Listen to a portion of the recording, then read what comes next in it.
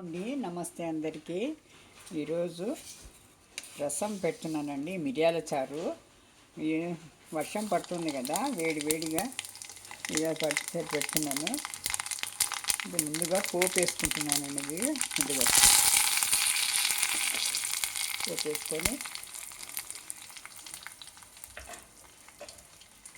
సన్నగా తరిగిన ఉల్లిపాయలు టమాటాలు అన్నమాట.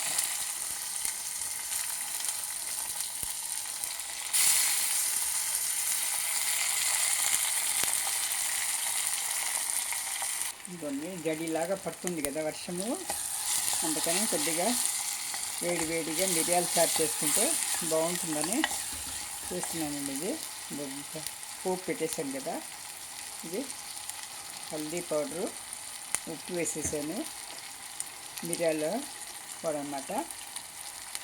ఇది వేస్తున్నాను, మిరియాల పొడి ఎక్కువ వేస్తున్నాను, మిరియాల చారు కాబట్టి. ఇది రసం పౌడర్ అండి. ఇది రసం పౌడర్ తయారు చేసి పెట్టుకుంటాను నేను నెలకు ఒకసారి. ఇలా 2 స్పూన్లు ఇవి వేసుకుంటాను అన్నమాట.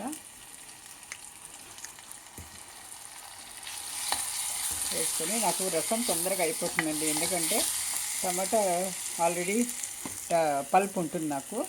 ఈ పల్ప్ వేసేసి నీళ్ళు వేసేసానంటే రసం వచ్చింది, వేడి అయిపోయి ఒక పొంగు వచ్చిందంటే అయిపోతుందండి. రసం తొందరగా అయిపోతుంది నాకైతే, ఒక 5 నిమిషాల్లో అయిపోతుంది. 5 నిమిషాలు, 2 నిమిషాలు, 3 నిమిషాలు అయిపోతుందండి నాకైతే రసము. ఇక గిన్నెడు పెట్టుకుంటున్నాను, పల్ప్ వేసేసాను. పల్ప్ వేసి కలిపేసి నీళ్ళు వేడి చేయడమే. తర్వాత కొత్తిమీర వేసుకుంటాను అన్నమాట. ఇంగువ వేస్తున్నాను కొద్దిగా. ఇదిగోండి ఇంగువ కూడా వేసేస్తున్నాను. వేసేసి కొద్దిగా బాగా వేయించేసుకున్నాను. ఇది వేయించుకొని ఇప్పుడు నీళ్ళు వేసేయాలి, అంతేనండి. అన్నీ వేసేసాం కాబట్టి రసం రెడీ అయిపోతుంది. గిన్నె రసము రెడీ అయిపోతుంది. ఇలా రసం పొడి, సాంబార్ పొడి ఒక నెలకు ఒకసారి తయారు చేసి పెట్టుకుంటానండి ఇంట్లోనే. బయటవి కొన్నాను.